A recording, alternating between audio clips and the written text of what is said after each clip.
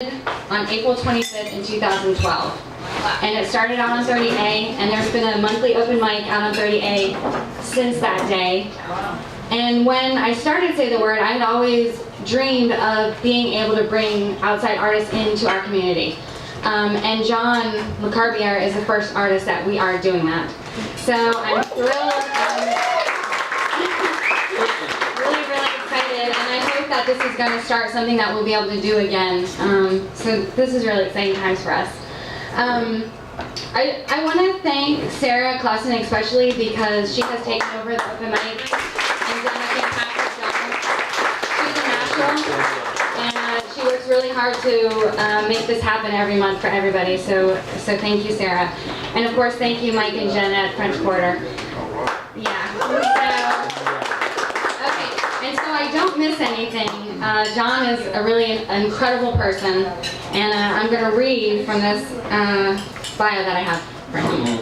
Okay? John Lacarbiere III was born and raised in New Orleans, Louisiana, and is a national spoken word artist, author, and poet. John started writing at the age of 8, inspired by local and national hip-hop artists. And after witnessing the devastation of Hurricane Katrina, he was inspired to take his art to the next level. In 2008, he released his first book, I Write Too, and has since released 6 other titles and 4 spoken word albums, 2 of which he has today that he'll be selling.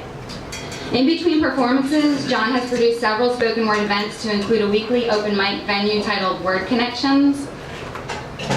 John was awarded the Writer of the Year at 2012 Write NOLA, and in October of 2012 started his own publishing company, SWMN Publishing. He has been featured on stages all over the country to include New York City, Los Angeles, Sacramento, Dallas, Atlanta, Jacksonville, Mobile, Augusta, and Niceville.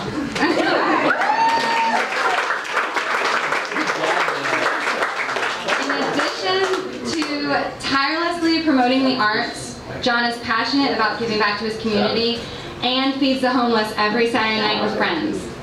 So please give a warm welcome to John Lacarbiere III.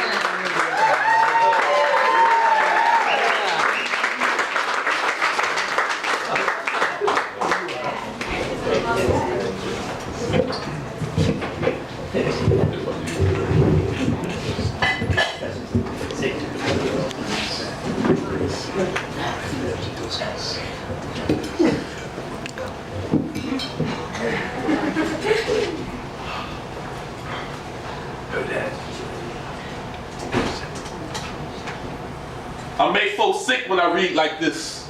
They call me the illiterate, the way words twist and bend and roll off my lips like basketballs do fingertips as I globetrot. My brain storms and forms to read a rainbow, and then the inner pot of gold is left inside my brain. Much more than that pocket change dudes spend on diamond rings that make them look cool. My book drops jewels that shine brighter than any pendant. I'm winning with science fiction or just addiction. Merry fairy tales leave trails of hope, no need for dope. I get high when I read. I believe I can fly, and if I'm lying, I'm flying. So either way, I'm amongst the clouds. Proud to say I can read. Through literacy, I can achieve anything. Erase nightmares with dreams because I decided to pick up a book and write words of my own. Kind of like this poem. And it's an ongoing mission in Niceville. If you don't like to read, I'll read to you. All y'all have to do is listen. How y'all doing?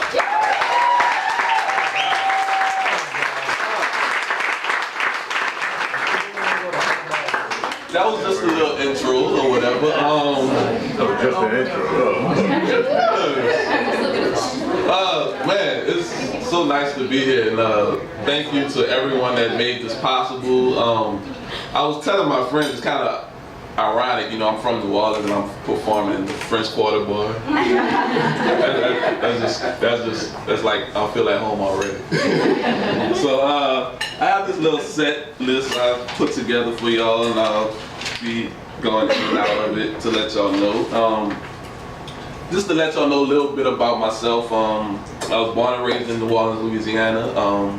Of course, everyone knows we've been hit by Katrina. It's way better now. We don't have to really deal with what happened with Katrina, but there's this one particular piece that I like to share with people wherever I go to let them know my experience of Katrina, and this is it. It's called August 29th.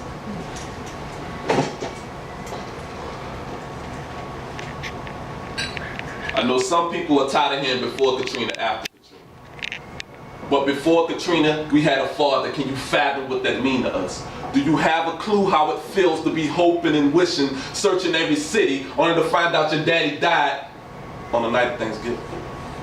I'll put this on everything I miss.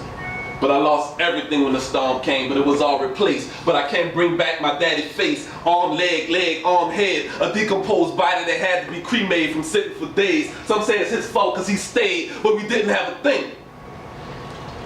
He was thinking he had to work the next day. And I promised I'd never write another poem about his death, but I still have nightmares of maggots eating away at his flesh, how grotesque, skin pressed the way he slept, eyes popped out of sockets. Sometimes I'm amazed I can even talk about it then. When we first came back, we thought the stories had left, only to run into the neighbors that said they heard him screaming for help. Why? They do that. We already have to deal with the fact he was deceased, house spray painted 1D. We all know what that means. I mean, it's just nightmares, it's dreams about him still being alive, but I know that's a lie, so I wake up with tears rolling down my eyes. Have y'all ever seen a grown man cry?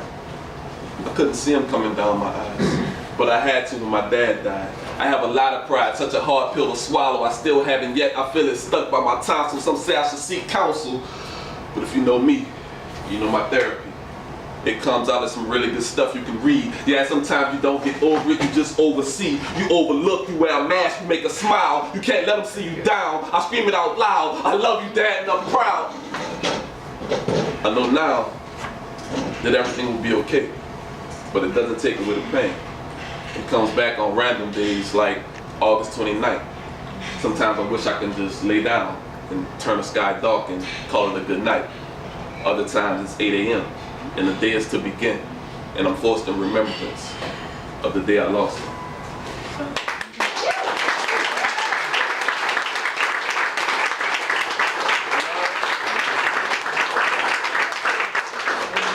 And that's a real personal piece. Like I was saying.